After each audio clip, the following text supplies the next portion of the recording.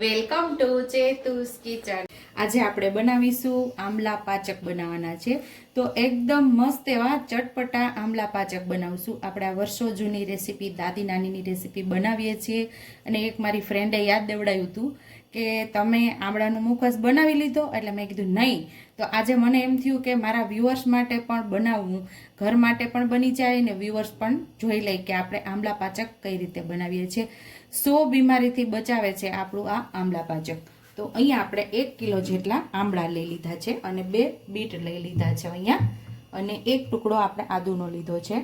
1 ચમચી જેટલો ચાટ મસાલો છે, 1 ચમચી જેટલી વરિયાળી છે, 1 ચમચી જેટલું આખું જીરું, અડધી ચમચી જેટલા આખા મરી છે, અડધી ચમચી જેટલું અહીંયા સંચળ પાવડર લીધેલું છે। અને આ વરિયાળી, આખું જીરું અને તીખાને આપણે મંદ મંદ ખુશ્બુ આવે ને ત્યાં સુધી એને શેકી લેવાના છે। વરિયાળી, મરી અને જીરુંને આપણે શેકી લેવાના છે। એનો ભેજ ઉડી જાય ત્યાં સુધી આપણે એને શેકવાના છે।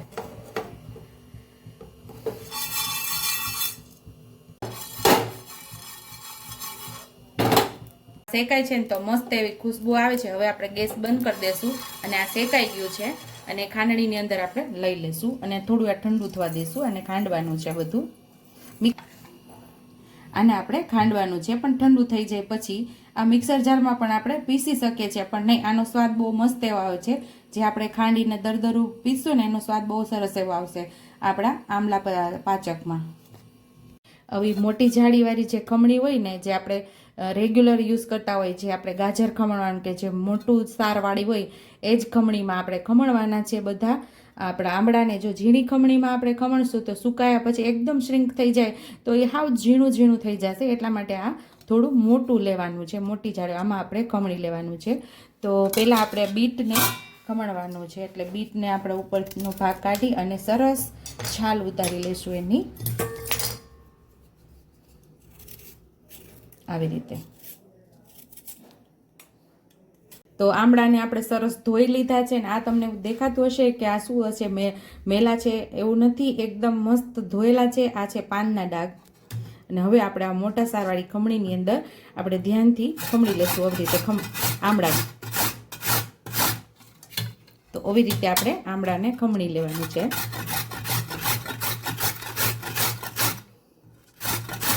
અહીંયા હવે આપણે ચટપટો મસાલો ખાંડી લેશું।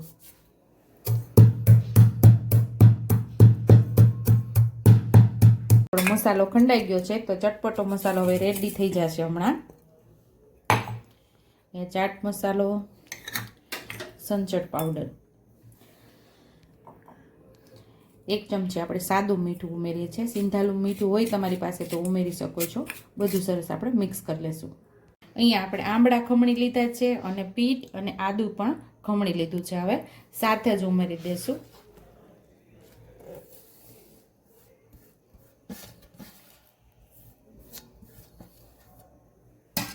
હવે આપણે જે ચટપટો મસાલો તૈયાર કરેલો એ અહીંયા ઉમેરી દેવાનો છે આપણે। 4 ચમચી આપણે દળેલી સાકર ઉમેરશું અહીંયા।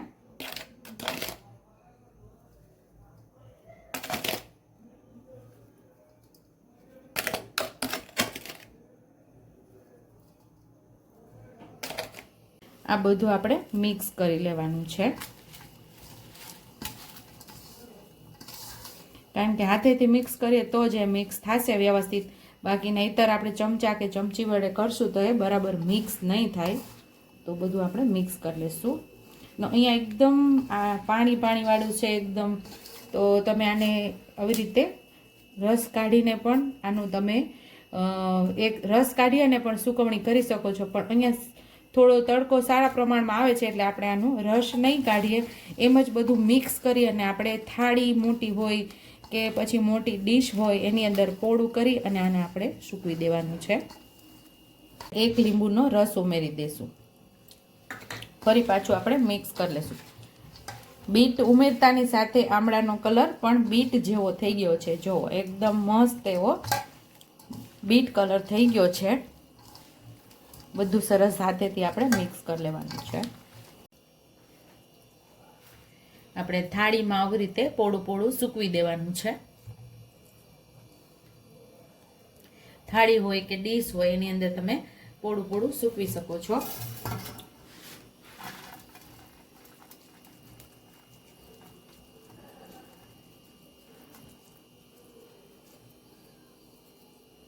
આપણે આને પંખા નીચે પણ સૂકવી શકીએ અને તડકો આવે ને ત્યારે આછું કપડું ઉપરથી ઢાંકીને આપણે તડકામાં આને સૂકવી શકીએ છીએ. 1 થી 2 દિવસમાં આ સુકાઈ જાય છે.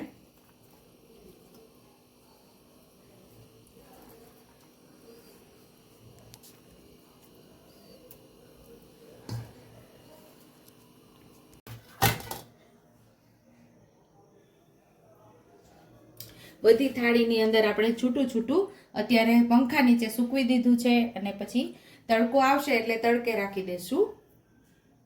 ટેસ્ટી એવું આમળા પાચક આપણું તૈયાર છે. આ મારા દાદીમાની એટલે કે મારા બાની રેસીપી છે. મારા બા જ્યારે અમે નાના હતા ને ત્યારે બહુ બનાવીને અમને ખવડાવતા કે મને છે ને આમળા ખાવા બહુ ગમતા. આમળાની જે કટકી બજારમાં રેડી મળે ને તો મારા દાદીમાં આવી રીતે બનાવી દેતા અને આ મારા દાદીમાની રેસીપી છે. તમે પણ એકવાર જરૂર ટ્રાય કરજો. આ આમળાના મુખવાસની આ આપણી સ્કિન ગ્લો કરશે, ઇમ્યુનિટી બૂસ્ટ થશે અને આપણા વાળ પણ સરસ તંદુરસ્ત રહેશે આ આમળાનો મુખવાસ ખાવાથી. અને આ આમળાનો મુખવાસ એકવાર તમે બનાવી લેશો ને તો આખા વર્ષ સુધી તમે ખાઈ શકશો. અત્યારે સિઝનમાં આપણે સ્ટોર કરીને રાખી દઈએ તો આખા વર્ષ સુધી આપણે આ મુખવાસ ખાઈ શકીએ છીએ. તો અહીંયા આપણું આમલા પાચક તૈયાર છે, એટલે કે આમલા પાચક મુખવાસ તૈયાર છે. તો આપણે એક બરની અંદર ભરી લેશું.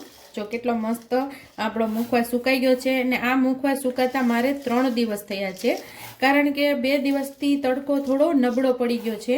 આછો તડકો આવે છે એટલે થોડું સુકાતા વાર લાગી, એટલે 3 દિવસ થયા છે. આવા કાચની અંદર, કાચના કન્ટેનરની અંદર ભરી અને તમે સ્ટોર કરી શકો છો. જો તમને મારી રેસીપી પસંદ આવી હોય તો મારી રેસીપીને લાઈક કરજો, શેર કરજો, સબસ્ક્રાઇબ કરજો, બેલ આઇકોને દબાવતા ભૂલતા નહીં અને કમેન્ટ બોક્સમાં કમેન્ટ કરજો કે મારી રેસીપી કેવી લાગી. તો આવજો.